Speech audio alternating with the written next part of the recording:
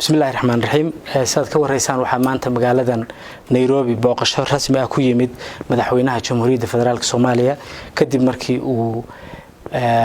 martiqaad rasmi ah ka helay madaxweynaha Jamhuuriyadda Kenya Mudane Uhuru Kenyatta wax badan bay labada madaxweyne wada hadleen joint statement-igi soo baxayna waad dhageysateen baan malaynayaa marka waxa ugu muhiimsan yaan rabaa inaan idin sheego communique-ga maanta soo baxay wixii su'aalaha aad qabtaanna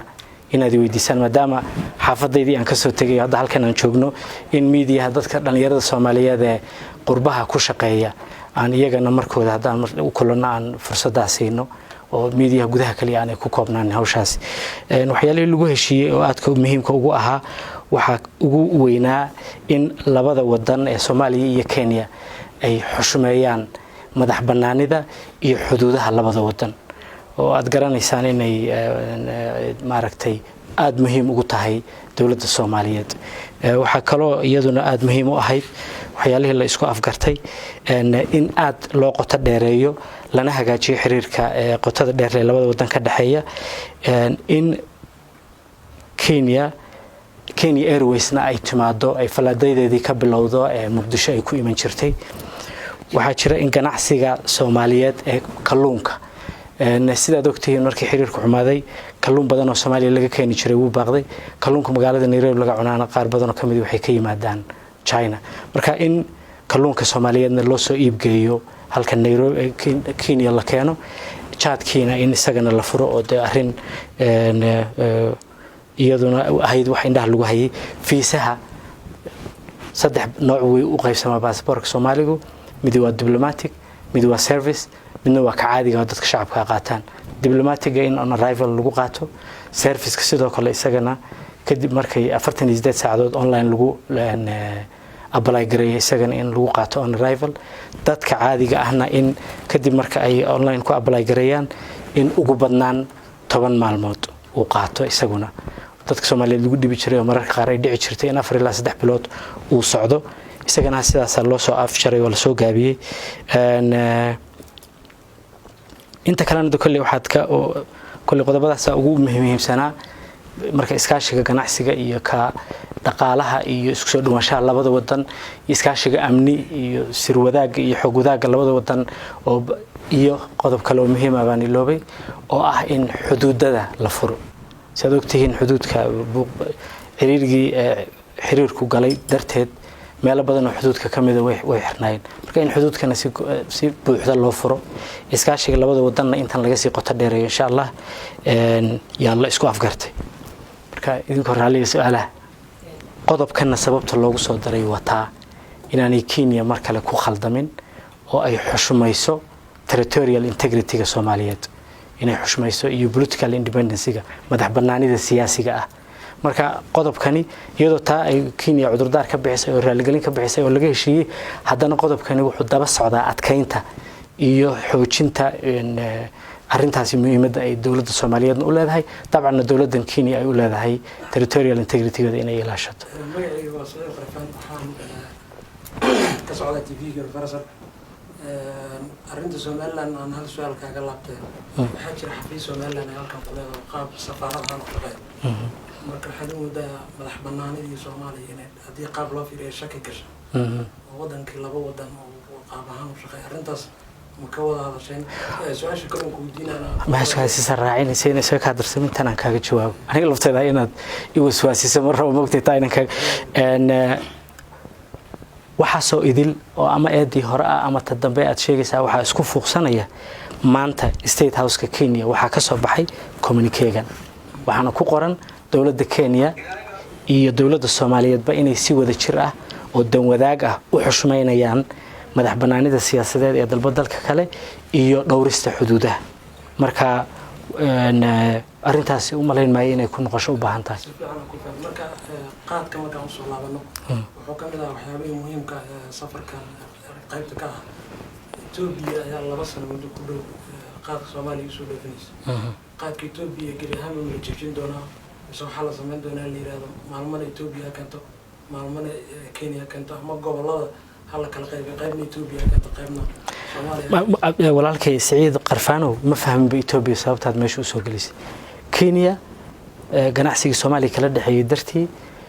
jaad bay meesha keeni jirtay xiriirka xumaaday waa la joojiyay xiriirkii waa la soo celiyay waa la wanaajiyay jaadkiina waad keeni kartaan baa la yiri iyaguna waxay yiraahdeen kalluunkii waad keensan kartaan Ethiopia meesha ma bataalaba suuqa Kenya oo baa meesha ka socdo Ethiopia ciidaba kamay hadal hadda kalluunkii Soomaaliya maadaama kuwan ay ogolaadeen kii China laga keeni jiray waa la joojinaya ma macnihiis waxaan ka socdaa Soomaali television marka su'aasha arabina ku weydiiyay arinta qaadka maadaama maanta heshiis laga gaaray in dib loo furo qaadka Kenya loo furjirta Soomaaliya goorma laga yaabaa waqti magacayimay oo dhaqan galay heshiiskaas maanta wallahi gudiyada joint committee gudiyada isku dhafka ee fulinaya heshiisyadan ama wada hadallada mas'uulka ka ahaba dhiran doona iyagaana procedure-kii iyo habraaci la mari lahaa keeni doona waxaad kala ogsoonataan jaadku magaalada Muqdisho baanu ka degi jireen Soomaaliya goboladan Kenya ku dhow uu aad buu u galaa waa la geeyaa jaadka Kenya Soomaaliya wuu galaa markaan Soomaaliya leenahayna Soomaaliya idil baanu ka hadlaynay Muqdisho kaliya kama hadlayno ay magacayga waxa la yiraahdaa Maxamed Home Cable TV baan ka socdaa waxaan rabaa laba su'aalood inaan ku weydiiyo maadaama laba su'aalood adiga ogolaatay su'aasha koowaad waxa weeyaan sidaad sheegtay markii la wada hadlay waxaad isku gartay qodobo dhowr ah oo ay ka mid tahay Kenya inay diyaaradeeda loo ogolaaday in Soomaaliya ka degto qaadkeeda loo ogolaaday Soomaaliya inay ka degto xuduudaha la furo saddexdaas markii loo fiiriyo mid ka mid ah waa labada dalba dhanba ugu jirta laakiin Soomaaliya hadda inta ugu muhiimsan oo aad noo sheegtay waxa weeyaan in qaadkaas kalluunkeeda loo keenayo Kenya soo marka qaadkii ma kalluun baa lagu bedelay qaad kalluunku bedelasho ma aha waa badeeca kala bedelasho haddii adiga garbasaar iib ku tahay anigana ay uu shaar iib yahay oo aanu kala bedelano macnaheedu ma inaan shaarkii garbasaartii la isku bedelay laakiin waa in ganacsi aan isu wadaarsanay oo wixii adiga ku iib ka hay waxaan iga iib ka aanu isdhaafsan isku dhigmaan midna waa drug midna waa faa'iido oo cunto weeyaan taasi waa dood kale marka ina jaadku madraagisba waa dood kale halkan ugama doodayno Soomaaliya waxay ku bedelatay cunto la cunayo ay drug ku bedelatay misaas ma macna jaadku madraagisba hadda kamaanu doodin waxaanu ka doodaynay Soomaaliya oo xiriirkii ay Kenya la lahayd wanaajinaysay soo celinta ganacsigii dhexmari jiray dartiina kalluunkii Soomaaliyana halkan la keenay halkana wixii laga qaadi jiray oo jaadku u badan yahay la geeyay okay saashii la soo dhaw markii noqotay dhanka socdaalka Soomaaliya mar walba way dhici jirtay laba toddobaad ay qaadato visa maxaa dheeri ah visa dadka shacabka ay qaataan mar walba markay soo codsadaan laba toddobaad ma waxa qaadan jiray midka procedure-ka caadiga ah la mariyo mise midka lacagta laaluushka la bixiyo whatever horani may wala u kaadi please Abdi Fatah salaam alaykum waxa leedahay Abdi Karim lacagta meesha ka baxaysa oo qofka haduusan lacag bixinin waxa jirta dalka Soomaaliya markaad galayso fiisaha Soomaaliga ah lacag lagu iibsado leeyahay halkan markaad imaanaysan lacag la bixiyo leeyahay dawladda Kenya lacagta ay ugu tala gashay oo online application fiisa markaad buuxiso aad laga goyn doona ama aad bixin doontahay waa waxay dawladdu ay u cayintay fiisaha laakiin waxa ka soo haray ee huhaada iyo hawl fududeynta ay Soomaalidu u bixin jirtay baa meesha ka bixi doona maadaama fiisaha la aqbalayo adiga mudan حذيفة diyaaradaha ka soo duula Soomaaliya inta badan waxay transit ku noqdaan wajeer oo lagu soo baaraa waqtina ku qaataan hadda kadib ugu jirta heshiiska in si toos ah Nairobi iyo Kenyatta ay u soo xaq dhigan doonaan dadka haddaad akhrisay air service agreement-tigii la saxiixay wala la dhigayso air service agreement-tiga la saxiixay iyo isagoo revised oo dib loogu noqday oo markale la saxiixi doono yaa ay ku qoran tahay arrintaasi oo markii hore la saxiixay ay ku jirtay maadaama diyaaradda Kenya Airways halkan markii ka kacday toos Muqdisho u degi doonto diyaaradaha halka ka yimaadaan halkan toos bay ugu soo degi doonaan wadmaadsan xuduudaha la furayo haddaan u nahay xuduudda Soomaaliya Kenya aad ay u dheertahay dhanka markaad fiiriso magaalo xeebeedyo waxaa jira gacanta xukuumadda federaalka Soomaaliya iyo maamul goboleedka taliyaba ka maqan oo ay maamulaan qolooyin kale ayagu ma qayb bay ka tahay Soomaaliya in halkaas ay wax rabo ka soo galaan Kenya oo xuduudaasi ma la furayo maxaa la furaa lamaba joogaa tiriye doonta ka soo baxda like ka soo baxa dhulkan oo ku daayi markii la soo maro haye dhulkan adaa garanayda anugu marka la soo maro reekeen soo matid adigu reekeen soo matid haye dooma ka soo baxo halkaas ka soo baxo marka Mombasa iyo Malindi iyo Costiga hadaba xuduuduhu markay xirnaayeen halka ma la mari jiray mise waa xirnayd lama mari jiray sidoo hadii maadaama ay xirnayd xuduudaha halka dawladdu joogto ama dhankan ay dawladdu ka joogto way isku furmayaan wixii culays amni oo wixii culays amni ah oo dhan walba waan ognahay argagixisadu dalkan dhibaatada ay ku hayso Soomaaliyana lagaga sheekayn maayo oo culays badan bay ku haysaa wixii culays ama dhibaato amni la xiriirahay waxay yeelanayaan consideration gaar ah aad baad u mahadsantahay wadinka intaanad ما يدل لو أني باتين اسمه هذين هاي يود يسيدا فلو أبغى نكيل هوا يودين كره ما تصنته محمد عاد عيد هي حوال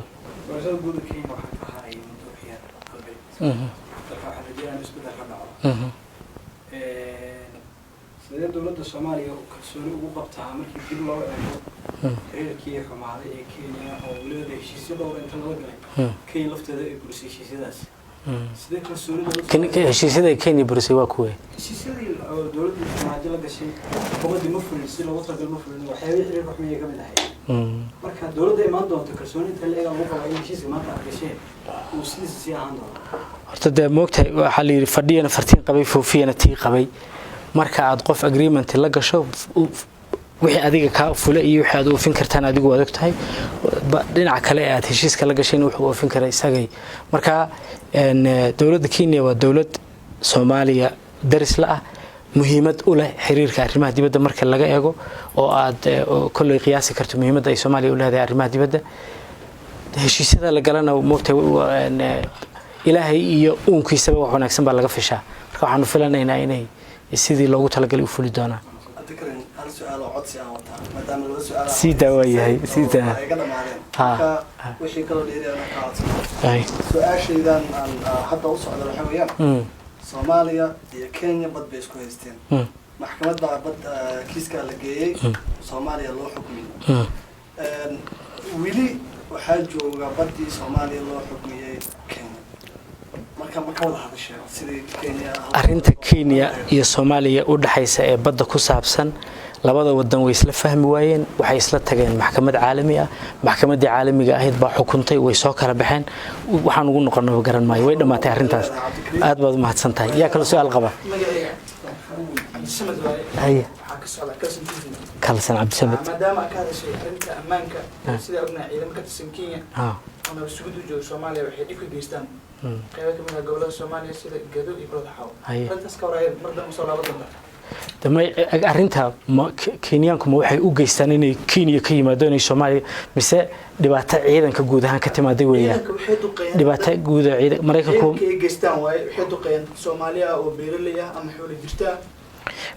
dhageyso mar walba dawladda Soomaaliyeed muhiim buu u yahay dhiigga dadka Soomaaliyeed cid alla cidii ay noqotana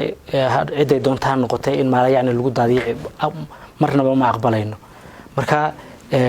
cid aanu heshiis kula noqonayna inay dadkayga waxay doonaan ku sameeyaan ma jirto dawladda ciidanka ka socday halka joogahay waa ciidan mandate UN iyo mid African Union ba haysta wixii ay geystaana mandate-ka waxa uu jideeyay iyo intuu baneeyay baa lagu xisaabtamaya soo dhow intisaar VOA sama ma sha Allah Soomaalida halkan joogto waxay qayb ka yihiin heshiiska Soomaaliya maanta lala galay Kenya la gashay wadad nool waxa jira dad badan oo ganacsata iyo sidoo kale dad badan oo qaxootiga dalkan ku ah dawladda ma kala hadashay dadka Soomaalida ee halkan joogo ee ganacsiga ku haystay iyo qaxootiga ba in xaq loo isku socodka dadka iyo maadaama dadka Soomaaliyeed ee halkan joogay qaxootiga markaynu u soo laabanaynaay dadka Soomaaliyeed ee halkan joogay waxay u badan yihiin ganacsato isku socodka dadka iyo hagaajinta iskaashiga ganacsi iyo midka dhaqaale dadka xushmayntooda iyo fududeynta socodkooda iyo sahlidda inay ganacsadaan qayb ay ka tahay marka arintaasi way ka mid tahay waxyaalaha communication oo address gareynay Hay. su-aal ku saabsan arrinta